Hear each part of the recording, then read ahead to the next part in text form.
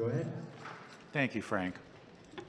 This is a meeting of the Board of Education of the Warren City School District. It's a regular meeting, September 27th, 2022, starting promptly at 6 p.m., held in the Warren G. Harding High School cafetorium with live stream available at warrencityschools.org. This meeting is a meeting of the Warren City Board of Education in public for the purpose of conducting the school district's business and is not to be considered a public community meeting. However, there is a time for public participating during the meeting as indicated in agenda item number 11.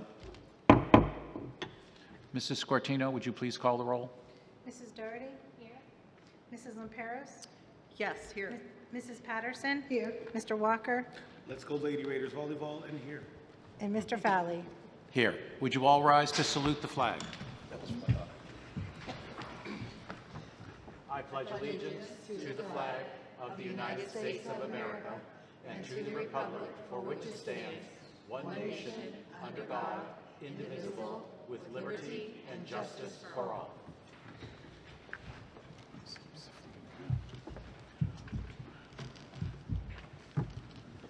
We have no need of an executive session at this time. Mr. Shiro, are there any communications? There are none. Thank you. May I have a motion to adopt the agenda? So moved. Second. Thank you. Mrs. Scortino, would you please call the roll? Mrs. Lamperos? Yes. Mr. Walker? Yes. Mrs. Patterson? Yes. Mrs. Doherty? Yes. Mr. Fowley? Yes, the motion carries. Mrs. Scortino, the treasurer's report. So on tonight's agenda, we'll be passing a permanent appropriation resolution for fiscal 2023. We passed the temporary, which was on the June 30th or end of June's board meeting. And this is permanent, not much changes from temporary to permanent. I believe we went up about $2 million in our appropriations in the general fund from $68 million to $70 million. Mainly due to looking at the estimates, seeing increases in utility costs and inflation and supplies and stuff, built some cushion in there. And also we had some changes in hiring that, may have fluctuated from our temporary estimates. So, but the 70 million is well within the 122.8 million we have available in the general fund for appropriations. Thank you. And other than that, there was, some grants added on that we didn't have initially in our temporary appropriations. So that's all I have for you this evening. Thank you. It was all good news. The superintendent's report. Mr. Shiro, please. Thank you. At this time, I'd like to ask one of the Board of Education members to read Exhibit Item A, Veterans High School Diploma. I would be glad to do that. Veterans High School Diploma. It is recommended the resolution listed below awarding an Ohio High School Diploma to Gordon Koecki be approved as submitted. Whereas Ohio Revised Code Section 3313.614 permits any school district to award a high school diploma to any resident of the state who meets the following eligibility requirements: a veteran left public or non-public high school in Ohio to serve in the armed forces, a veteran receiving an honorable discharge from the U.S. military, and veteran was in the U.S. military between the periods of September 16, 1940 to December 31, 1946, or June 27, 1950 to January 31, 1955, or between August 5, 1964 to May 7, 1975. And whereas the local Veteran Service Office has verified that the veteran meets the eligibility requirements as stipulated in the Ohio Revised Code 3313.614, the veteran was on active duty between the period of November 23, 1966 and August 25, 1969, and veteran has provided proof of DD-214 or a certificate of service, and whereas the veteran has made application for awarding of a high school diploma because he did not receive his diploma due to his military service, now therefore be it further resolved that the board president, treasurer, superintendent, and high school principal shall sign a diploma for Gordon Koecki. Be it finally resolved that the expenditure to cover the cost of the diploma be made from the general fund. Second. Mrs. Scortino, would you please call the roll? Mr. Valley, Yes. Mrs. Lamperos. Yes. Mrs. Patterson, Yes. Mr. Walker, Yes. and Mrs. Doherty.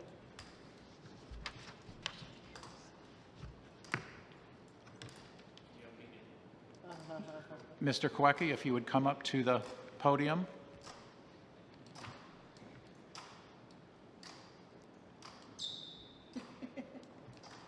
There is a speed limit with that.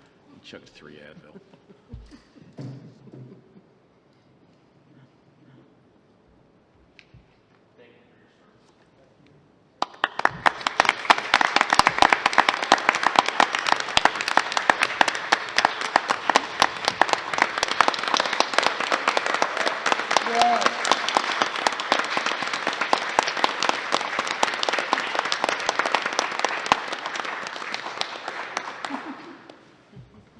Congratulations. If I could just make a comment, unfortunately, I can't see you because of the screen between us. I just wanted to say some of the greatest honors that we provide here in the Warren City Schools is awarding of diplomas to students at graduation. This is among the greatest honors we get to provide is to do awarding of a diploma to a veteran who served our country in support of all of us. So I thank you publicly for your service, for all you do. You have a lovely family, and we're so glad that you took the time to come and join us this evening. Thank you. Thank you very much.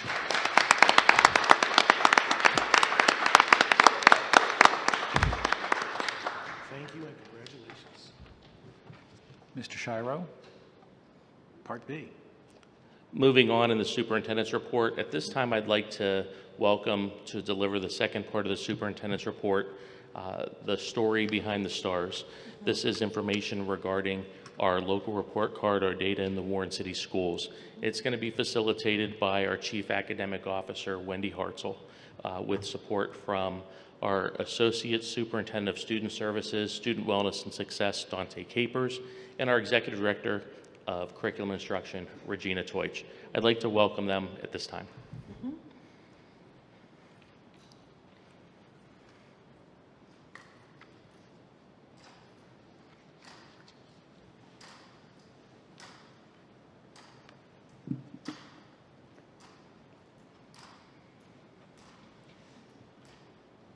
Thank you, Mr. Shiro.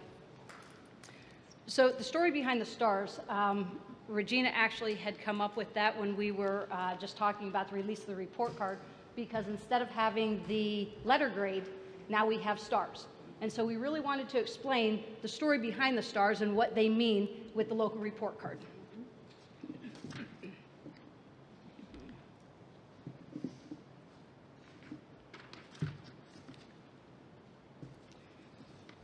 So I know that there's a lot of words, it's not real clear, and I apologize for that.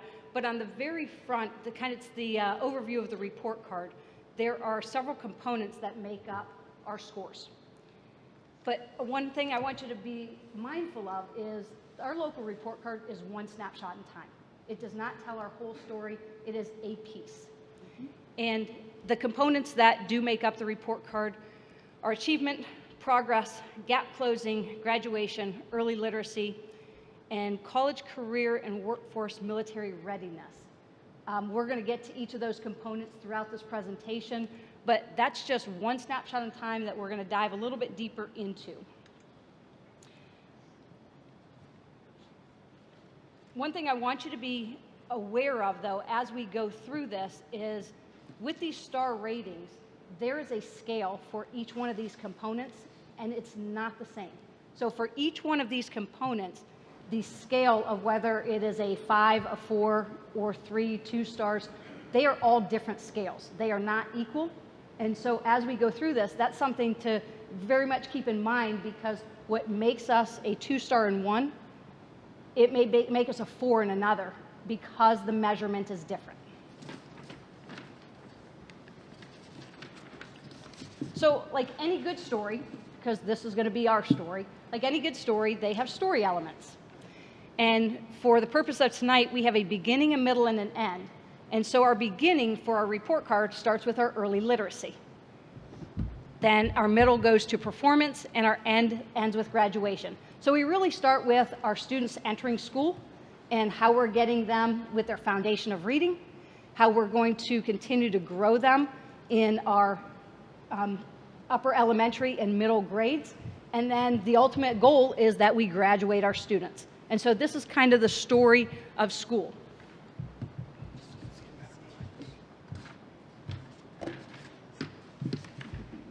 That's impossible. To the right. Okay, starting with early literacy. Early literacy, the grade is determined by the time the child steps in kindergarten until they finish third grade through the lens of literacy. We've talked a lot about the third grade guarantee over the years. Yes, this is an impact, but it looks slightly different. We broke it down because the component of this star is 40% now is proficient in grade 3, defined by the reading subscale of a 50, which means the child is graded on informational text and literary text. Got to be proficient. 40% of that. In the past, that wasn't quite the case.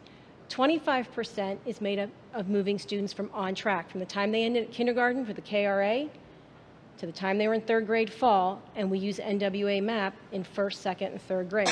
The goal is to move the student from, if the child was off track in kindergarten, to on track in first grade, and they keep that going through.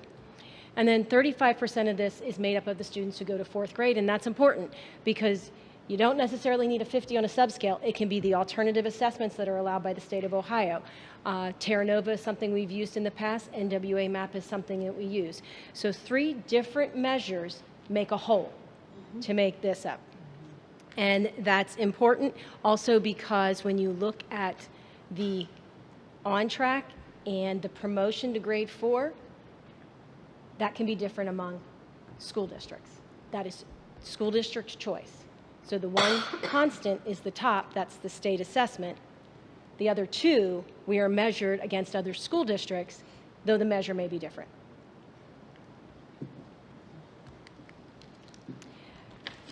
So in thinking about a Board of Education, you want to know at a district level, what are we doing about it? So this is what we've done fairly recently. Starting in 2019, we started a district literacy leadership team. We dug deep and we found some root cause analysis. During the 2021 school year, that hybrid year, we introduced Haggerty. Haggerty, which is all about sounds and hearing the sounds and the sounds we make. We introduced it there, though we were masked. It was a hybrid school year, but we still did. Last year was our second year with much greater improvement. Last year, then, we layered in a systematic phonics program at Sadler Phonics to make sure that systematically students are getting the skills they need, kindergarten to grade 3. Also, to address learning loss last year, 95% is a program, the first 20 days of school, maybe we took about 25 days, and it reviews the skills from the year before. So every first grader got 95% to go over those skills they should have had the year before. We also introduced really great reading, which is considered a high-quality reading intervention for students in grades K to 3 last year, and we're moving into 4 and 5 this school year.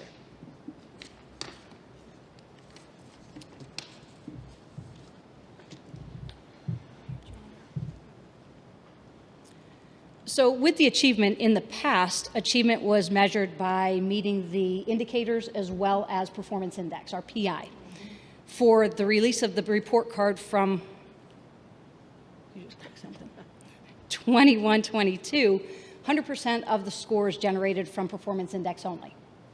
Now, what this means is each of these designations, from the advanced plus all the way to the limited, a percentage of the students is then calculated by a decimal. So you can see as a proficient, which is we want our students proficient or higher, when you take the percentage of the students that scored at that level, it's times 1.0, and that gives us a number. And it does that for each of those categories.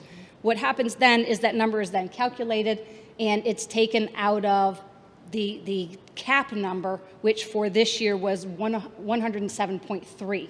And so you take our score, divide it by that total number, and that's what gives us our PI. We have you know, we know that we have work to do. We've got students in all of those categories.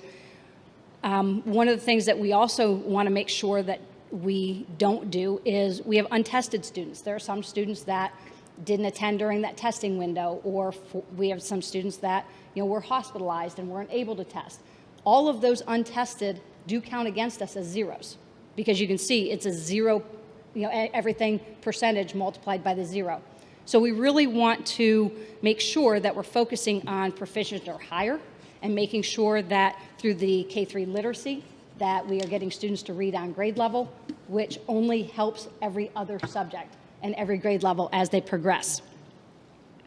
Can I ask a question about that last slide? I'm sorry, yes, go ahead.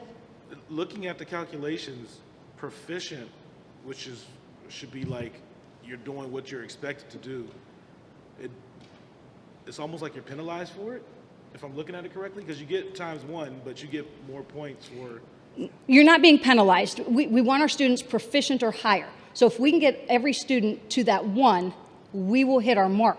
We're going to get more points when we're getting students to reach beyond proficient. We get a little bit more points when they reach beyond that to advanced. Okay. And so every category where students are hitting those scores higher and higher, we kind of get the bonus.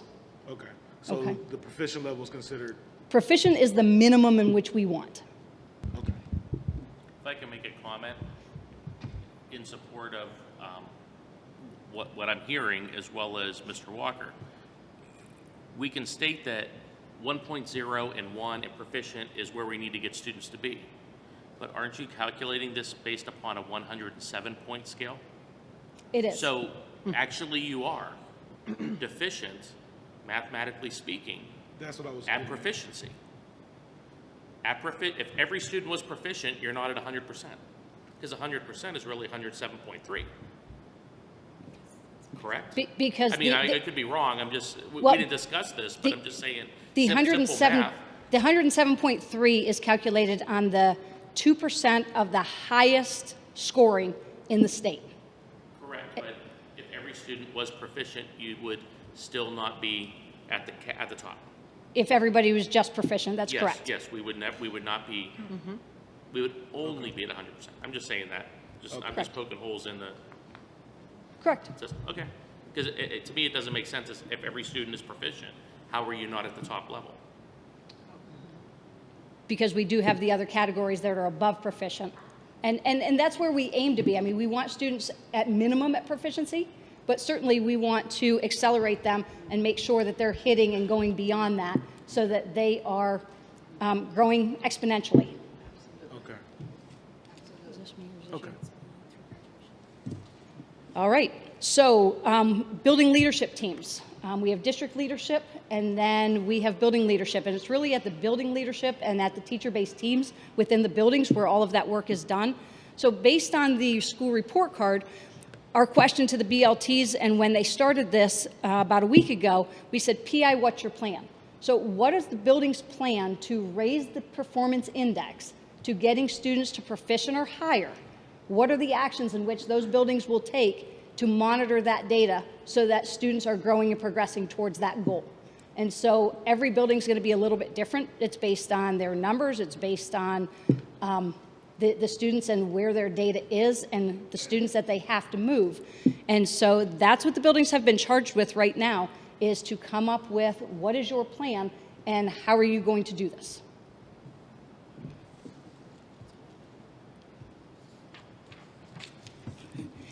Graduation. One of the things that we are very proud of and continue to be proud of is that the Warren City Schools graduation rate for both the 4 and 5 year have remained above the state average, and we have done that consistently for quite a few years. If you notice that the numbers are color-coded a little bit, the blue is Warren City Schools, the black are similar districts, and the green is the state. And you can see yet again in the 21-22 report card that our graduation rate in both of those years surpassed the state average. Excellent.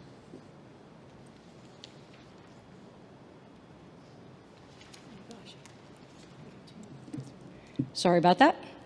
So our road to graduation requirements have changed so much over the last several years, and so they're leveled off now. But one of the things, this poster was made, I believe it was actually created by one of our students.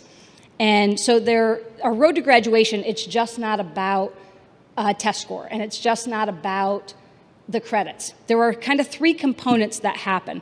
So the very first thing in the left column, these are our cover the basics.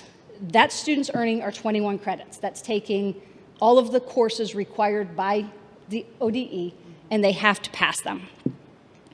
The second thing that students have to do is they have to show competency.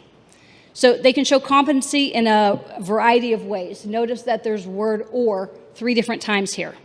So in order to demonstrate competency, they have to make sure that they have a non-remedial score in ELA 2 and Algebra 1, which are part of the end-of-course exams for students. Or they can take a college credit plus course in ELA or mathematics and pass that. Or they can earn industry-recognized credentials, or they can enlist in the military.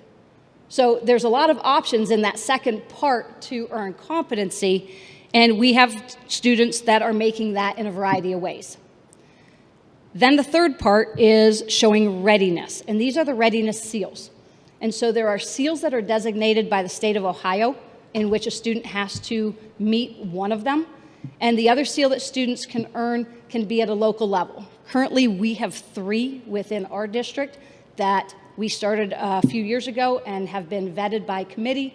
And so the high school diligently keeps track of some of those hours to meet each one of those. And so there's a combination of ways students graduate and meet all of these requirements.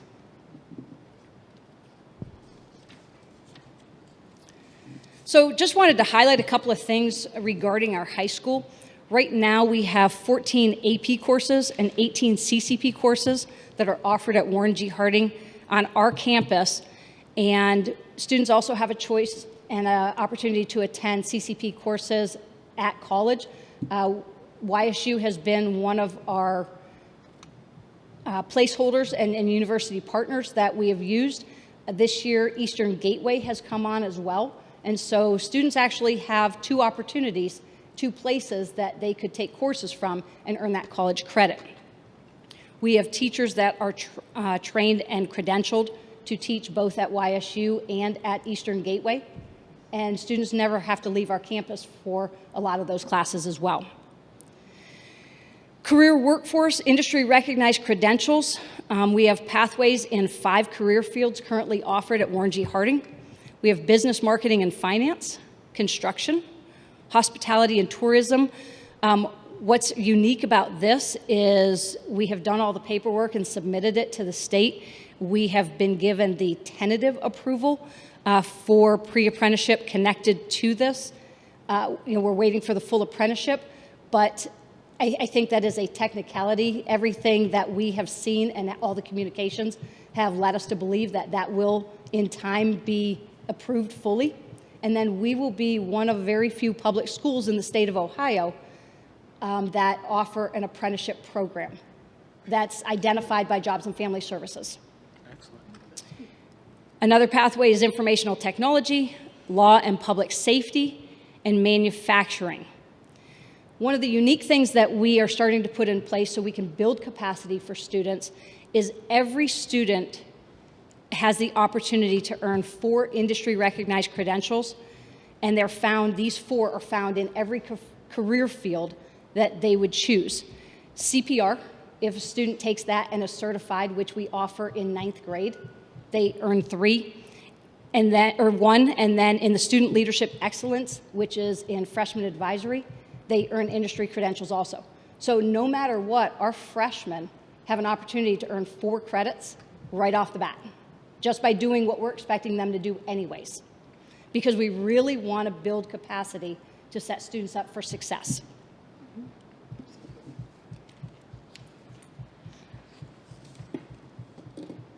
So we started with the beginning, middle, and end of a story. Good stories have illustrations that add, more context, more understanding. So when we think about this report card telling our story, there are two components of the report card that tell more when you really dig behind them.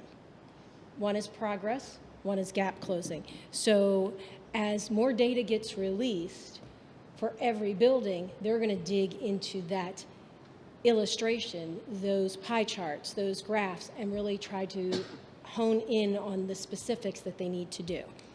So, progress. I hope I'll get a willing participant, but I want you to look at that graphic. This is the graphic right off the report card page. This is ours. Grades, all grades, 4 through 8th grade on this one here, the high school. You can see the colors. If it's gray, it doesn't count. So I'll give you a hint. Gray does not count. Looking at this, what would you expect our stars to be?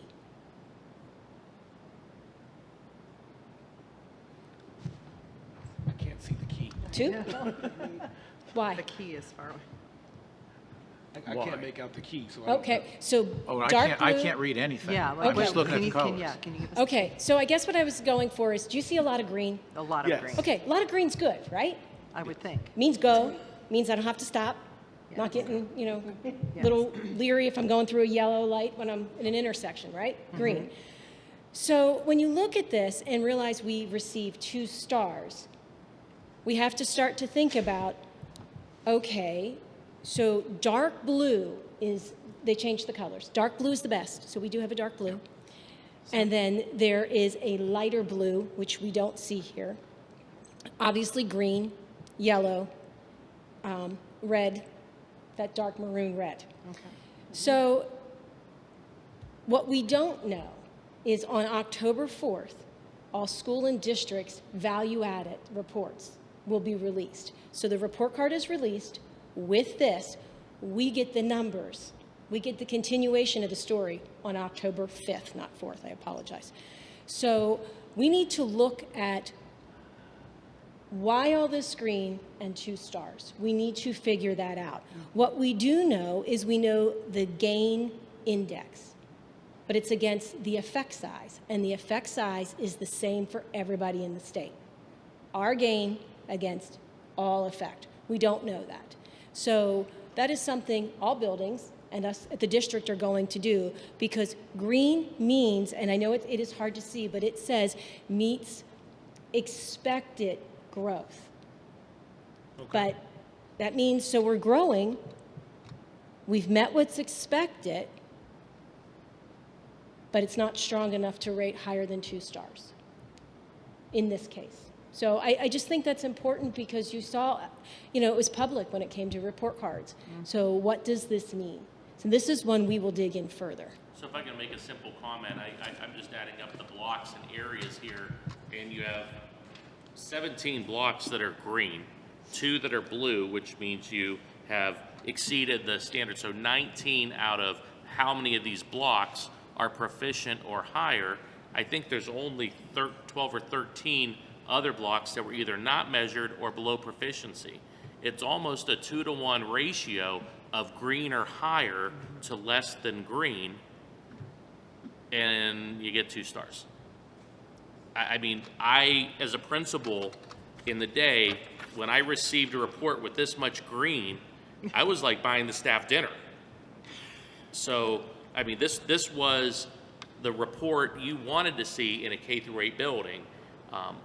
Apparently, again, we have to wait for further data to come out. It's just simply not the case.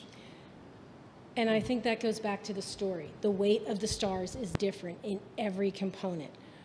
Our graduation exceeds the state average. It's 2 stars. We have a lot of green in progress. It's 2 stars.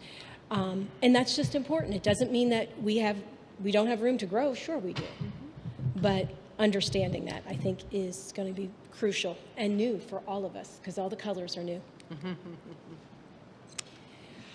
Gap closing, and I'm sorry it looks like that, but there really was no pretty visual. Gap closing is made up of all these components, every one of them, from ELA performance, meaning how proficient were we or higher, to ELA progress, same thing with math, to graduation rate, EL, English language learners, their proficiency, chronic absenteeism, which was not calculated on this past report card, will be calculated starting right now into next year, and then gifted. This is a very interesting one. Gifted, broken into gifted performance index of students, gifted progress, gifted ID, and how we serve. All of those play into this gap.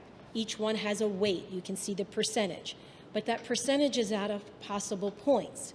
And it's important to note it was not a typo when we wrote up to 10 or 5 points possible. The up to 10 is based on the number of subgroups. We have 8, so we can earn up to 8 points. We don't get penalized for the -2. However, when it says 5 points possible with English language learners and gifted, it's either you get it or you don't. It's 5 or 0. There's no in between. So again, it's understanding when we're making improvements what the impact is.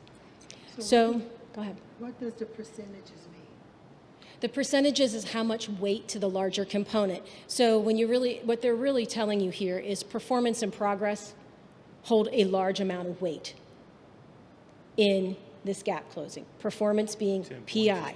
And if we get more students proficient, more students moving beyond the proficient, that impacts our progress. So these illustrations tell you that this report card is linked like this. We just can't single out and think it's going to change everything. One affects many.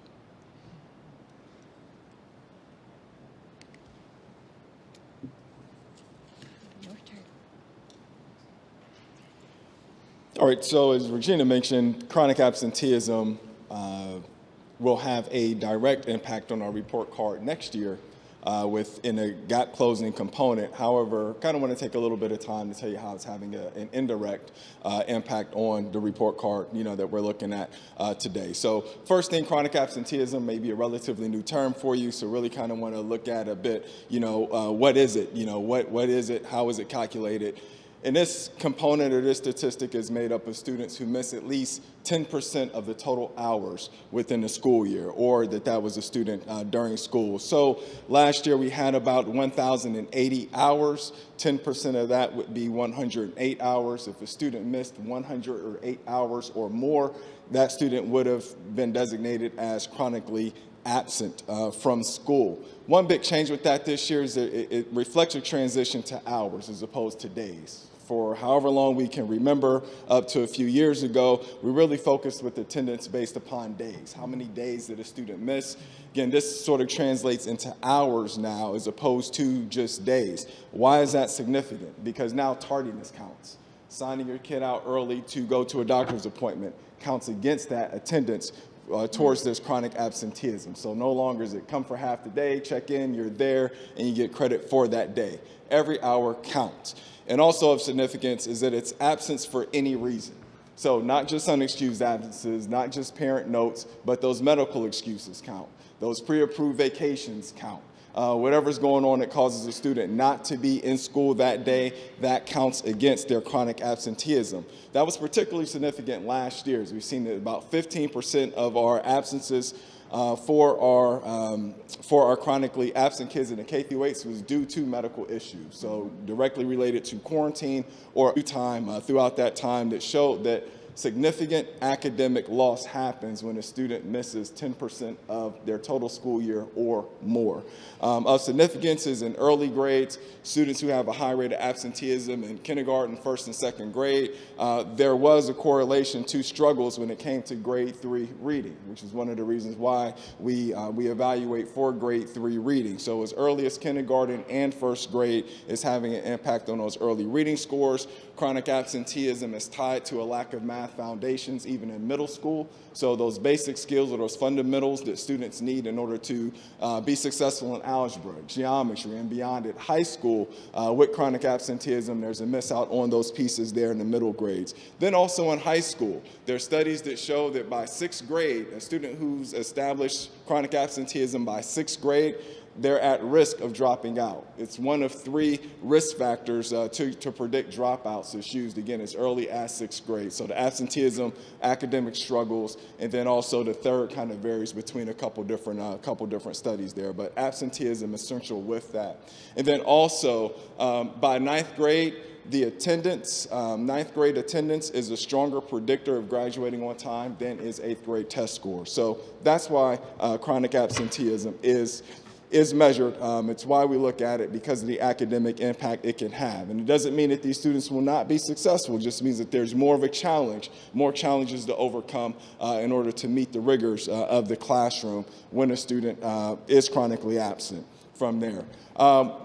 So what about in Warren? What does this look like? What does this academic data look like in Warren? We can say that our data at 3rd grade and then also in the middle schools, students who were not chronically absent last year improved significantly or had a significant increase in their achievement than those students who were not. This was in ELA, and even in math, the improvement was double digits and sometimes even twice as high as likely to pass if you were not chronically absent from school. So the bottom line is we really need for our kids to be in school, because when they are here, their opportunity or the likelihood of success increases significantly. So really what we're looking at, again, how are we responding to this as we sort of look at this data going forward? A couple things that we're doing is we're trying to be intentional, especially this year, with promoting the academic advantage for having your kid in school every day. Trying to give the parents the why, the families the why to this. Pushing out communication that says that, hey, academic gains are tied to your kid being here every day, and conversely, if they're not, then it will impact their data. So trying to be intentional with communicating that. Talk to K2 principals about tying that messaging into their family communications. Not just said, hey, we missed little Dante or we missed Jane today, but saying we missed them because we focused on this specific skill or this specific academic activity on this day. So tying that missed time to academics. Also, family communications. Getting intentional about letting families know where they stand when it comes to chronic absenteeism. Last year, all families who experienced chronic absenteeism, they received a letter in August or early September that said, hey, your kid was absent X% of the time last year.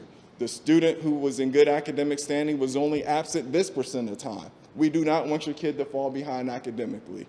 Here's some areas of support in order for you to improve your attendance coming into this year. So being intentional about those communications with the families, communicating with the liaisons to even focus on these patterns of chronic absenteeism, for their work to kick off this year to also focus on those families who were chronically absent last year. Again, not focused on the ones that we're filing truancy on and through the courts, but really shifting that attention towards chronic absenteeism. Also want to challenge our building teams, principals, liaisons to look at the data differently, to look at that disaggregated data, again, moving from truancy to chronic absenteeism, and also looking for those reasons why students are being absent, identifying those trends in shorter intervals to reach out to families to try to make an impact. And then also just continuing with our work, trying to create welcoming and engaging environments for our kids. Our school counselors have really taken the lead with student surveys, trying to lift up student voice to get an appreciation on the student experience in our schools, and then also to seeing what we can do to try to impact that for the positive. So these are the areas with directly increasing those expectations to parents, communicating with them about this, and then also looking at our work internally with that as well. Beyond that, we want to continue to leverage our partnerships that we have. We know that we have many, and Akron Children's Health, Akron Children's Hospital School-Based Health Centers is actually one of these opportunities to leverage this partnership for our student wellness that ties directly to absenteeism. In fact, one of the goals of the grant statewide is to reduce chronic absenteeism within the schools that they're servicing. So the services, the health services that our students can receive in the building, it'll eliminate that need for families to come in and sign that kid out for half a day or not send them to school for a day to get that appointment. It'll encourage families and to send their kid to school so they can receive the health care that they need, again, so that they're not missing time with that. And if we're able to get them the health services they need sooner, it stands to reason that they'll miss less school because they'll be getting well more quickly than they would if they were not. And all the supports that ACH is providing from the social worker to the other wraparound supports that they provide in order to get students prescriptions, identify complex health issues, kind of work through those to have our students be well so that they can be back in the building. As we sort of hurry along, behavioral health partners is also a significant piece of this. Our Surgeon General Murphy, said just recently, in fact, about a year ago, that mental health challenges in children, adolescents, and young adults are real and widespread. Even before the pandemic, an alarming number of young people struggle with feelings of helplessness, depression, and thoughts of suicide. And he goes on to say that these rates have just increased over the last decade, and it's also been accelerated through the COVID-19 pandemic. He calls it a youth mental health crisis. So in response to that, working with our behavioral health partners to get our students the support they need in schools to kind of work through whatever situations they're dealing with, the effects of again, what they're dealing with, get them the help that they need while they're in school. Again, to get them that support, to work with them behaviorally from a mental health perspective. And we're doing this because it's the right thing to do by kids. We're doing it because they need the support. We're doing it because we want our kids to be well. But at the same time, if our kids are well, it's going to increase the likelihood that they come to school, and then also that they're going to be in a position mentally to do well when they're here. So these partnerships are significant. We've increased these partnerships coming into this year with adding Alta, increasing our impact with Cadence Care. Obviously, we're continuing our long-standing relationship with Valley Counseling and also PsyCare. So we're really proud of the opportunities we're providing our families within the buildings. Also along these lines, Compass and then also Coleman Services. Compass, they provide prevention services to students in our buildings. So talking about the dangers of drugs, alcohol, vaping, helping them to make healthier choices. So we're excited that we have those services in each of our buildings through this community partnership. Again, removing barriers and trying to discourage students from making poor decisions that would dissuade them from coming to school or to undermine their opportunity to be strong academically. And then also through Coleman Professional Services, we have our housing navigator through them who's been doing a phenomenal job with removing barriers to students who are facing and families who are facing housing insecurity. So working with them to get them more housing stable, connect them with the social services that they need, and also importantly that while they're going through the process of trying to figure it out, trying to get through the system to be stable, Mr. Gatson's been working intentionally with families to ensure that the students' school and academics are not disrupted. Finding ways to get them to school, working through transportation, clothing needs, tutoring needs. He's really on it to ensure that that homeless population stays connected, because this is a population who faced increased rates of chronic absenteeism over the years. So that's what chronic absenteeism is. Again, next year it'll impact this report card more directly, and those are some of the things we're doing to try to impact it. Dante, I have a question. Mr. Kakers, I have a question. Sure. In your report, you said that 15% of K-8 was chronically absent due to medical issues. Correct. Okay. When we talk about 15% of K-8, what numbers are we talking about? So the 15% is 15% of the chronic absentee hours. So chronic absenteeism hours was just the total hours of students who were chronically absent.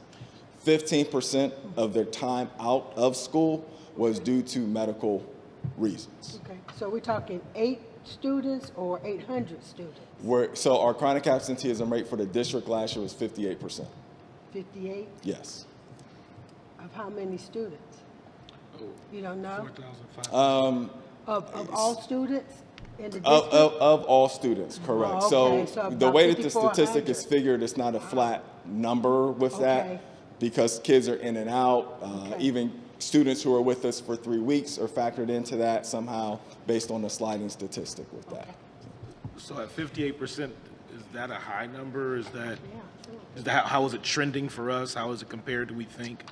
It's high, it's trending up. It went up for the state throughout the pandemic, so everyone sort of experienced an uptick with that, but it's still high. We want to see it lower. We need it to be lower because we need for our kids to be in school in order to be successful. So, you know, our message and our strong takeaway from this is that in order for our students to be successful, they need to be in school consistently. One thing that really ties into that 10% of the school time, that equates to about 18 days total. So for family, and I want to say this and really want to be clear about this, if a student is missing 2 days per month, they're on track to be chronically absent. That's just 2 days per month will earn you the designation of chronic absenteeism. So we really have to shift the paradigm of what is and the expectations for what is acceptable and unacceptable attendance. I don't care if you write a note, it doesn't matter. You're not there, you're not learning, you're not getting that instruction, and will tie into chronic absenteeism. We need our students here every day. If you're missing more than 1 day per month, if you're missing half days here or there, if we're consistently coming to school late, it's a disservice to the student, it's a disservice to their educational opportunity, and we really need for them to be in school so we can get them the supports they need to be successful. And that's one of the messages we're giving to parents this year. Absolutely. And I think the most easiest way, and I think the most concise way to say it, and probably the most illustrative way to say it, is if you're missing more than 1 day per month, you're missing too much school. Okay. All right? Thank you. Thank you.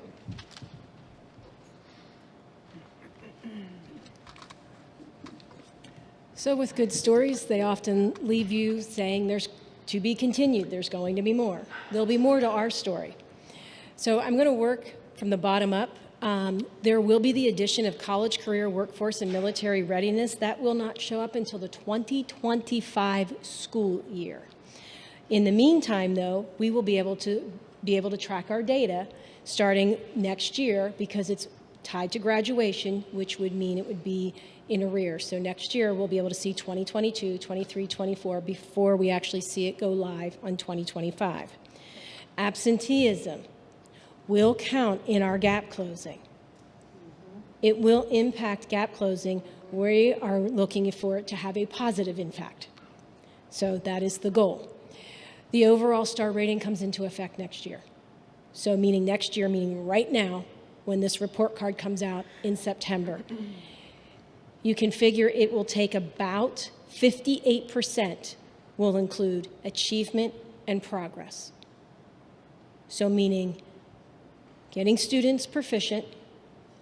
If they're not proficient, moving them from limited to basic, basic to proficient, or even within a proficient range, at the lower end proficient to the higher end. We need to do that. That will count for about 58% of the overall star rating.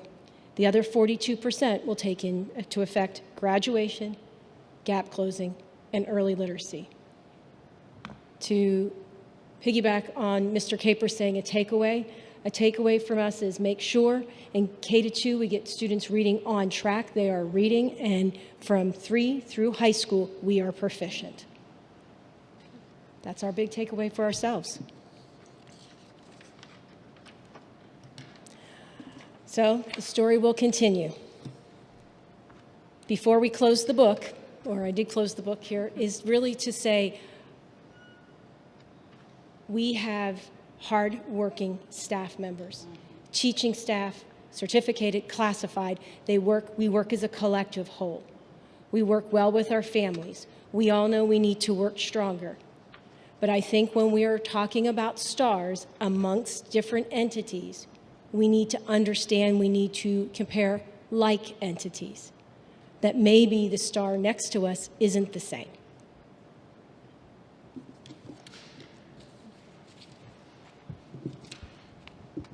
Thank you. Thank you. Thank you, guys. If I could make a closing comment on our behalf, Regina, you kind of just teed that off for me a little bit. If you took the time to read the Sunday Tribune article in the comparison of a 200-student charter school and a district that is 22 times larger that is in the same city, a 200-student charter school that serves grades K through 8 compared to a district that serves Nearly 5. grades 9, 10, 11, and 12 as well, plus graduation rate. If you took the time to read that article that, and I'm kind of glad Bob Copeland's not here from the Tribune, because Bob is one of the nicest guys in the world and does very well by us. But if you took the time to read that and see the incompetence in the journalistic nature Yes. due to comparing 1/22nd and trying to act like all things were similar because of the zip code, it was completely inept. And it was terrible. It was terrible. Because when you have the areas that were on par, such as early literacy, if you reviewed this, you would see it was the same. But the reporting, and even worse, the editor's selection of the headline was deplorable. It was deplorable. So I go on record very clearly with my displeasure of how this has been communicated as compared to having the knowledge to understand the story behind the stars or the data behind the information that is being posted and presented. For example, as I said prior to the report card release, the 4-year graduation rate in the Warren City schools exceeds that by multiple percent of similar districts, exceeds that consistently of the state average, and yet we qualify for 2 out of 5 stars. And I understand that's levied across the state. To me, I would like to think if you were exceeding the state average and you are exceeding the similar comparable school districts, you would be at the 3 stars. I am not in agreement with how the measurement has been, not because I'm sitting in Warren, but because I can look at the data and see it is not measurably comparable in any way, shape, or form. And I don't want to come out like a whiner because I'm the superintendent and CEO of the Warren City Schools, but I don't think that it is fair and balanced news. I struggle with that. And I just want to go on the record with you guys and say that. And I thank our team for the hard work they do and all the educators that work hard. And I'm seeing in the first 5-6 weeks of school a significant difference on what we saw last year and the year before and the year before that. And many markers. And I don't want to say it quite yet because it's like you don't want to speak of it because it could change or you don't want to jinx us. But I'm seeing a lot of things that are shifting and changing immediately from the start of school. And I really and truly hope that the chronic absenteeism, I think Mr. Capers did a very nice job in trying not to be as direct as his superintendent is. But 58% chronic absenteeism is terrible. Yeah, it is. It's terrible. It's a terrible look on our community that we are permitting children to not come to school at that rate. And even if we give the COVID card and dismiss it due to COVID or quarantines, that's still not the reason or the rationale behind the numbers. And thank you, Mr. Capers, for saying it so gingerly. I don't have that filter. Yeah. So, is there any questions you guys have or comments? Yeah, well, I agree. I completely agree with what you're saying. And it's interesting because I did notice that the school they were comparing our district to is 1/5 the size of one of our buildings. Like you said, it doesn't even include the higher grades. Additionally, we have a lot of medically fragile students. Not a lot, but we have medically fragile students that come to us because of our ability to educate them, I believe, from even outside of our district. And because of our capacity, we take on more than some other districts do. And people need to realize that as well. And you mentioned, the comparatively speaking, and I don't have the article in front of me. I force-fed it to someone on our team today. I don't want to say who, sitting over here. And when the first thing they looked at was the attendance data, and I don't know, let's just say, if I remember correctly, about 3% lower. Well, 3% of our entire district, including grades 9 through 12, which historically and traditionally attend at a lower rate.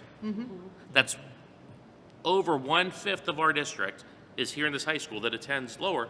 I would comparatively say if the Tribune took the time to do their job, they would see that our K-8 students attend higher at a rate than what it was simply able to pull facts off of whatever data sheets they had. If they did and researched and did their work, they would see that they did not accurately or factually report apples to apples. Yeah. Correct. I'm almost sure, and I didn't take the time to do this, and I kind of regret doing it, if we would have pulled our data from our PK-8 buildings and compared it to the comparable that was used, we would have exceeded in attendance. But it was easier to pull facts and not do the work and to print. You know, if I can add just a few things. I've been doing this 15 years, and the target just keeps moving every single year. And how can you really have substantial measurement from something that's moving around like this? You know, regarding, and I respect what you had to say about like the absenteeism and that, but you also stood up here and you said that Surgeon General of the United States said that we are in a youth mental health crisis. Does that contribute to absenteeism? If you're not feeling good about yourself, you're not in a good spot, are you going to go and sit in school? That can also reflect on the family, on the parents, of what's happening in that family unit. So the story is much bigger than just kids aren't here, and there are a variety of reasons. And then I kind of get concerned when you look at, they're saying, you know, you said if you're missing one day a week, you have students, not everyone is healthy. They have physical, you know, limitations, and they have appointments and things that they have to do. You have children that have cancer that, it's unfair that the state is penalizing a child for not being there because they're unhealthy. So I have an issue with that. As a parent, I have an issue with that. As far as the media, I did share with my board members. I will plug our neighbors to the north, cleveland.com. If you have a chance, log on. Some real journalists up there embedded themselves in the Cleveland schools. They were there every day for an entire year, and they are doing a series of stories of telling the story of the challenges of urban education. And we definitely deal with so much more than our suburban and rural partners do. So your frustration, and I've voiced this up here before, you know that the urban network of which we are a part of is not happy with this. They are not happy with this measure. And they continue to do work to try and make improvement. But again, it gets down to comparing apples to apples. And our state partners are not doing that, so shame on them. And I thank all of you for all of your work, because God bless you. I don't know how you do it. I really don't. I mean, to break down all of that data, and all of you are so dedicated, all the way, every single one of our employees is dedicated to seeing every single one of our students grow, and you don't make excuses. You want to see improvement, you want to see everyone do well, but not everybody can be an A student. It's just not natural. To kind of piggyback off of what Patty was saying here, I agree. As a parent, it's difficult, especially with young children, to kind of, especially coming after COVID and, you know, looking at those symptoms for colds and runny nose and all that, to try to navigate where to draw the line to send them or not send them. So I think that's something that, you know, I definitely sympathize with parents with that, especially when I think, you know, one day a month, if you're missing more than that, it's intimidating as a parent to see that. So I think it's great that we have Akron Children's. I think that's a great partnership. So hopefully that will help mitigate that. And also, first of all, excellent job. That was a great presentation. I really liked how comprehensive it was. And I think you said it really well at the beginning, Ms. Hartzell, that it's just a snapshot especially the performance and the tests that the students take. There's so many contextual factors that can go into how the student performs on that specific day, and a lot rides on that. And it's not making excuses, it's just about looking at the district as a whole. So that was a really great presentation. Thank you for all your hard work. I want to piggyback on a couple of things also. First of all, just as the other board members, I want to thank you for what you do in the district. I thank you for your presentation today. There was a lot put into that presentation for us to be able to even as non-educators, to understand a little bit more about the district and the hard work that you guys do to make our children successful. So I want to thank you for that. The second thing I want to say is, again, as Jen said, that it's just, and what Mrs. Hartzell said, it's just a snapshot of what you do as a whole. And so we have to learn to be able to take the snapshot and apply it to even the bigger picture. And I appreciate what you guys do. I really do. I really appreciate very much what you do. I appreciate your forward thinking. I appreciate the direction you're trying to take this district in, how you even go beyond just the education of the child, but the whole child, the family, the families. You're doing more than probably when we went to school, the educators done. So I want to thank you guys for that. The only other thing I would like, if it's at all possible, because it was hard for me to read the presentation, if I can have a hard copy of it, I'd appreciate it very much. You can just email me one. Oh, so I guess I get to go last. Well, I think it was a good presentation, but I'm not sure because I really lack the capacity to understand it all. So I'm going to take the simplest kernel of what you all said, which was there are many, many areas that are being measured, and we are improving in the overwhelmingly in them. And so that is my takeaway of that. My other takeaway is that this whole star rating is frankly incomprehensible to the general public. Yes. It's been made to look simplistic. Anything where a category has 107.5 points to get 5 stars, that needs footnotes. It needs IBID, LOCSIT, and OPSIT. I mean, seriously? This is not an effective tool for reporting to our community, and it is not an effective tool for our parents to understand what they should do with their children. So I want to know when you're all making the 2,000 home visits, that will each take 3 hours. I mean, because that's where this needs to go. This needs to go to the families. It needs to be utterly intimate. It doesn't need to come to us. So you brought the perfect segue for me to push the information out to the board as well as to the community. Based upon our conversations that we had at our board retreat, and at the end of the retreat specifically, we talked about the report card rollout and things like that. I reflected, and as you guys know, I do have a very strong reflective side. And I believe that the best way to accomplish this rollout is by our campus leaders and our building leadership teams across the district.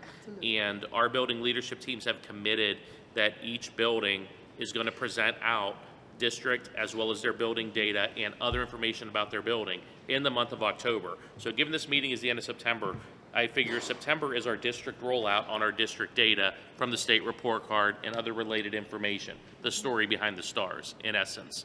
In October, all 5 of our buildings have already picked dates from available dates with us that they will be doing a daytime and an evening presentation that will be inviting parents and their school community to come in and have a similar presentation.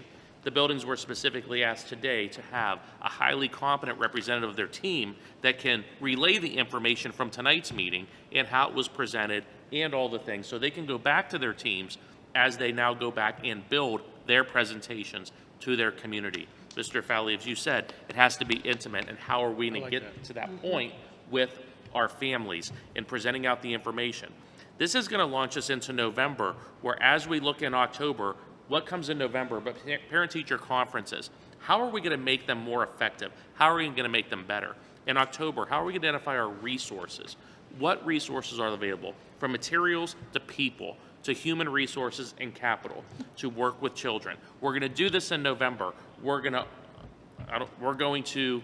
the word I was going to use was not a good term to use. We are going to enable our teachers and our staffs and everyone in the building to have the information and the context needed to support students in the areas they need. That's our vision from September to October to November, and having a more effective parent-teacher conference to launch us into essentially the 4 or 5 weeks before the holidays, which, if anyone has ever worked with me in a building, those of you that have, start cringing now, because on January 2nd, we are going to launch across our buildings with our educators.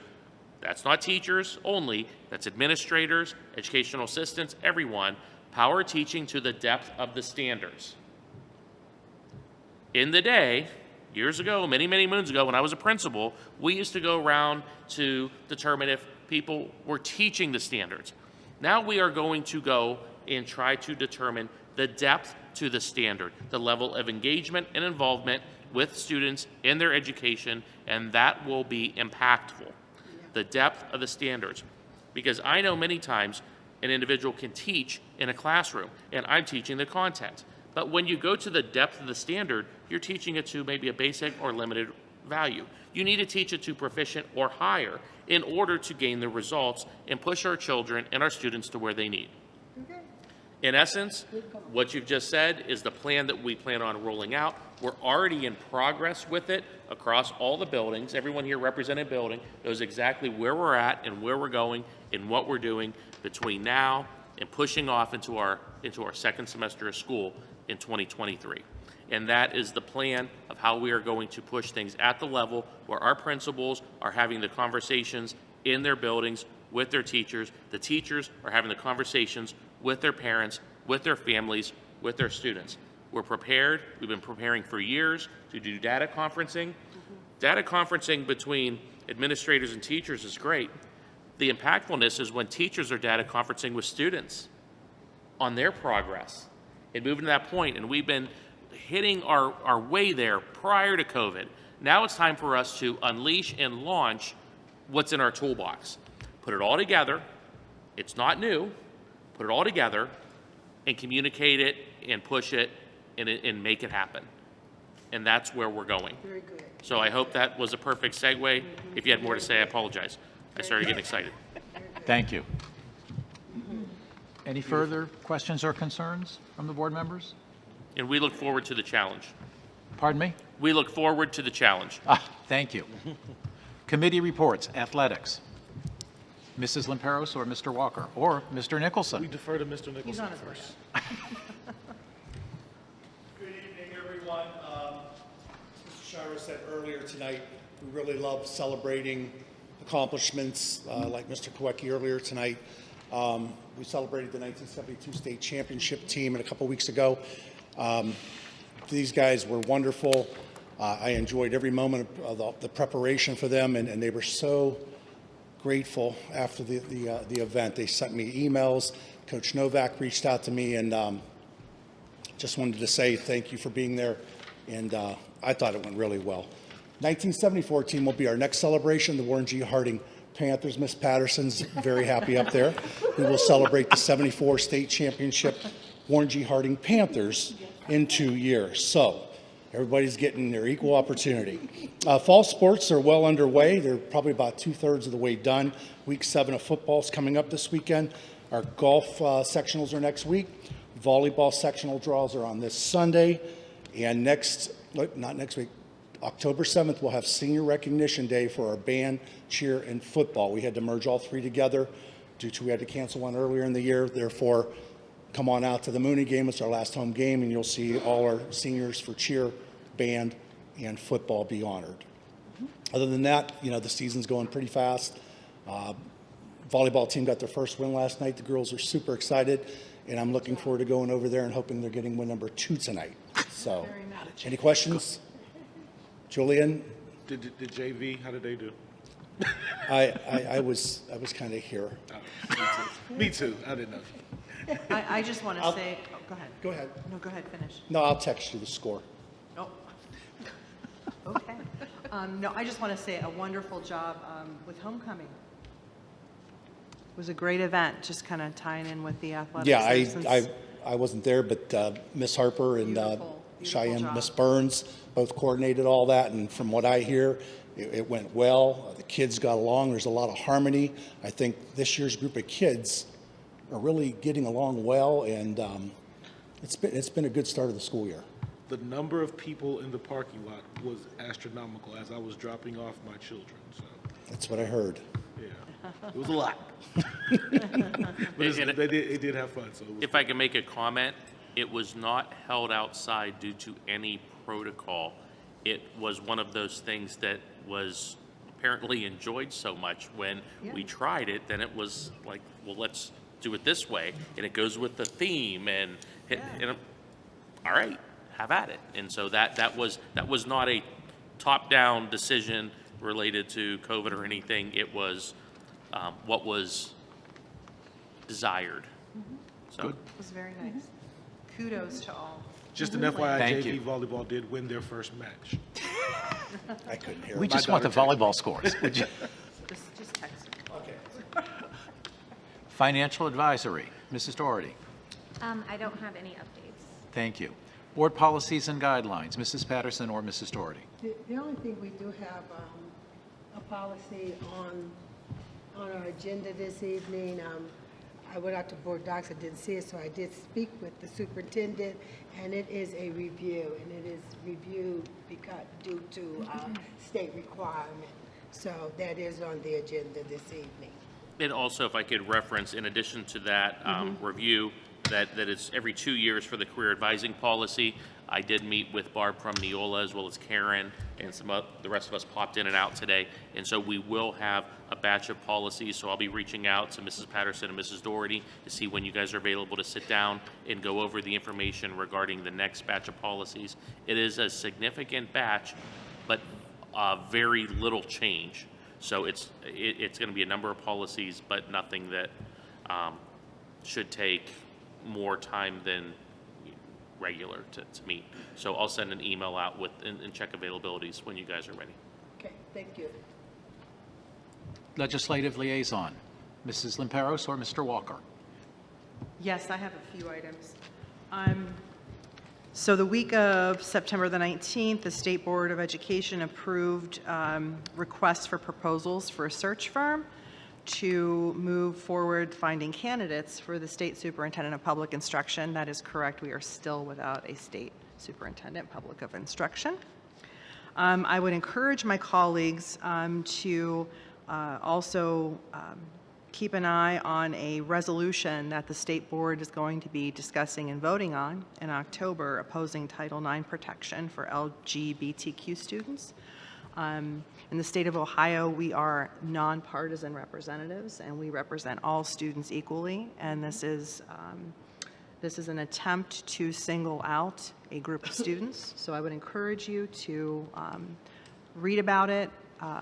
You may come to your own conclusions. I would encourage you also to reach out to our State of Ohio Board representative via email or phone call to discuss that with them. As far as OSBA coming up, Capitol Conference, Karen, Mrs. Squartino, is our designee as public records for the training. However, I would encourage you, if you are available and your schedule allows it, if you're going to Capitol Conference, they are having a session on Tuesday, November 15th at 8:30 a.m. It is 3 hours long, but you'll get a certificate. And I think even though Karen is our designee and does an extremely beautiful job doing it, I think it would be good for everyone to just kind of get a refresher on it and have that knowledge. And finally, OSBA is hosting a town hall virtually Tuesday, October 25th, 5:30 to 6:30 p.m. So if you go to their website, it's free. and an opportunity to just talk with all of our partners across the state. You can register at ohioschoolboards.org/workshops. Just sign into your account on OSBA, and you'll be able to do that. And if you can't make that one, there is another one on Tuesday, November 22nd, same time, 5:30 to 6:30. So, okay, that's it. Thank you. Mrs. Patterson, TCTC. At our last board meeting, which was the 8th of September, we were passed out some school enrollment stats from the year 21-22 to 22-23. TCTC has gone from a total enrollment of 892 students to 1,003 students. Leading actually is Warren G. Harding High School with 110, followed by Howland, Niles, Lakeview, and Champion. And so the schools in this area are participating, and that's a great thing. Also, at the last board meeting, you may have read it in the paper, the board approved monies to begin construction of the culinary lab addition and the kitchen dining area remodel. The area is outdated, very much outdated, and needs to become more 21st century, and so the board did approve that. And then the last thing I want to report is that the Apple Distinguished School Award, I believe that this is the third time that TCTC has been awarded, given this honor. The award is for schools, the award honors schools for its innovation, for its leadership, and its educational excellence in using Apple products to improve creativity, collaboration, and critical thinking in classrooms. I went out and I read an article in, I believe it's February 2020, that said out of 470 schools who have received this award, TCTC in 2020 was the only school that had received this award twice. And so now it's 3 times. So they are doing wonderful with using the Apple products in order to enhance their classrooms. Another thing that I thought was very interesting about this is that this program is by invitation only. Schools have to meet the program qualifications in order to be recognized, okay? And once you're recognized, it's for 3 years, and then you have to renew in order to, you have to apply again. So kudos to TCTC and that staff for what they've done in the way of technology and incorporating it into their classrooms. That's my report. Thank you. Any old business? Any new business? Hearing none, we'll move on. The treasurer's recommendations, the minutes. Mrs. Doherty, please. Number 1, minutes. It is recommended the resolution listed below regarding the August 2022 board minutes be approved as submitted. Second. Any questions or concerns? Would the treasurer please call the roll? Mrs. Doherty? Yes. Mrs. Patterson? Yes. Mr. Walker? Yes. Mrs. Lamperos? Yes. Mr. Fowley? Yes, and the motion carries. Mrs. Lamperos on page 7. Monthly, Wait a minute. on page 6. Yeah, 6. That's okay. Monthly financial statement. It is recommended the resolution listed below regarding the August 2022 financial statement and short-term investments made by the treasurer during August 2022, Exhibit A, pages 45 to 46, be approved as submitted. Second? Any questions or concerns? Mrs. Scortino, would you please call the roll? Yes. Mrs. Doherty? Yes. Mrs. Patterson? Yes. Mr. Walker? Yes. Mr. Fowley? Yes, and the motion carries. On page 8, Mrs. Patterson. 2022-23 co-curricular budget and purpose statements. It is recommended the resolution listed below establishing 2022-23 co-curricular budget and purpose statements be approved as submitted. Second. Any questions or concerns? Mrs. Scortino, would you please call the roll? Mrs. Patterson? Yes. Mrs. Lamperos? Yes. Mr. Walker? Yes. Mrs. Doherty? Yes. Mr. Fowley? Yes, and the motion carries. Mr. Walker? On Fiscal page year- 9, item 4. Fiscal year 2023 Permanent Appropriation Measure, all funds. It is recommended the resolution listed below for the fiscal year 2023 Permanent Appropriation Measure for all funds be approved as submitted. Second. Questions or concerns? Mrs. Scortino, would you please call the roll? Mr. Walker? Yes. Mrs. Doherty? Yes. Mrs. Lamperos? Yes. Mrs. Patterson? Yes. Mr. Fowley? Yes, and the motion carries. Mrs. Doherty, on page 10. Superintendent's recommendations, agreements, contracts, and/or leases. It is recommended the resolution listed below entering into agreements, contracts, and/or leases, A through D, be approved as submitted. Second. Questions or concerns? Mrs. Scortino, would you please call the roll? Mrs. Doherty? Yes. Mrs. Lamperos? Yes. Mrs. Patterson? Yes. Mr. Walker? Yes. And Mr. Fowley? Yes, and the motion carries. Mrs. Limperos, on page 12, please. Ohio Department of Education certification for Ohio Teachers Evaluation System and Ohio Principal Evaluation System. It is recommended the resolution listed below regarding the Ohio Department of Education certification for credentialed Ohio Teachers Evaluation System and Ohio Principals Evaluation Evaluators be approved as submitted. Second. Thank you. Any questions or concerns? Mrs. Scortino, would you please call the roll? Mrs. Lamperos? Yes. Mrs. Patterson? Yes. Mr. Walker? Yes. Mrs. Doherty? Yes. Mr. Fowley? Yes, and the motion carries. Mrs. Patterson? Ohio Schools Council Cooperative advertising and receiving bids for school bus chassis and bodies. It is recommended the resolution listed below to approve the Ohio Schools Council Cooperative advertising and receiving bids for school bus chassis and bodies be approved as submitted. Second. Any questions or concerns?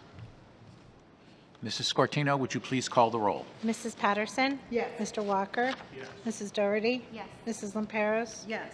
Mr. Fowley? Yes, and the motion carries. Mr. Walker, on page 14, please. Board Policies Review. It is recommended the resolution listed below regarding the review of board policies be approved as submitted. Second. Any questions or concerns? Hearing none, Mrs. Scortino, would you please call the roll? Mr. Walker? Yes. Mrs. Patterson? Mrs. Doherty? Yes. Mrs. Lamperos? Yes. And Mr. Fowley? Yes, and the motion carries. On page 15, Mrs. Doherty. Tuition reimbursement. It is recommended the resolution listed below for tuition reimbursement be approved as submitted. Second. Questions or concerns? Mrs. Scortino, please call the roll. Mrs. Doherty? Yes. Mr. Walker? Yes. Mrs. Patterson? Yes. Mrs. Lamperos? Yes. Mr. Fowley? Yes, and the motion carries. Mrs. Limperos, as always, you've ended up with the acceptance of gifts. Acceptance of gifts. It is recommended the resolution listed below regarding acceptance of gifts be approved as submitted. Our benefactors, Burke Enterprises, and that is for Warren City School Supplies, estimated value $500. And Palmer Donovan, Willard PK 8 School Supplies, estimated value $300. Second. Questions or concerns or comments? Just thank you to our benefactors. Very much, yes. Mrs. Scortino, would you please call the roll? Mrs. Lamperos? Yes. Mr. Walker? Yes. Mrs. Patterson? Yes. Mrs. Doherty? Yes. Mr. Fowley? Yes, and the motion carries. Mrs. Patterson, on page 17, Yes, please. sir. Personnel recommendations. It is recommended the resolution listed below regarding personnel items A through N be approved as submitted. Second. Any questions or concerns?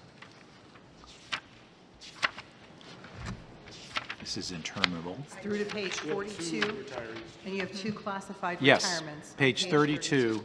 Okay? uh, Just looking for them Vicky Ostareskico and Gloria Yorkley, both classified retirements. We thank them for their service Yes, thank you. very much. Any comments, questions, or concerns? Mrs. Scortino, would you please call the roll? Mrs. Patterson? Yes. Mrs. Lamperos? Yes. Mr. Walker? Yes. Mrs. Doherty? Yes. Mr. Fowley? I abstain from section G, number 46, line 1, and vote yea for all the rest. The motion carries. Did everyone vote? Okay.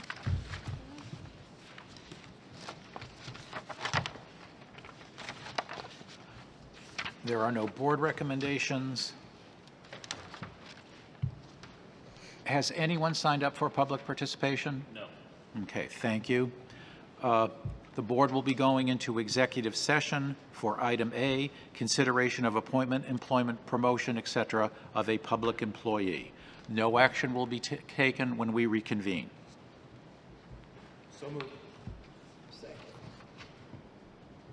Questions Can or concerns? Just, can you read under the provisions? Oh, I didn't even see it. Under the provisions of Ohio Revised Code 121.22, the Warren City Board of Education recessed to executive session at 7:27. Thank you. At 7:27 PM to discuss A, consideration of appointment, employment, promotion, et cetera, of a public employee. So moved. Second. Questions or concerns? Mrs. Scortino, would you please call the roll? Mr. Walker? Yes. Mrs. Patterson? Mrs. Lamperos? Yes. Mrs. Doherty? Yes. Mr. Fowley? Yes, and the motion carries.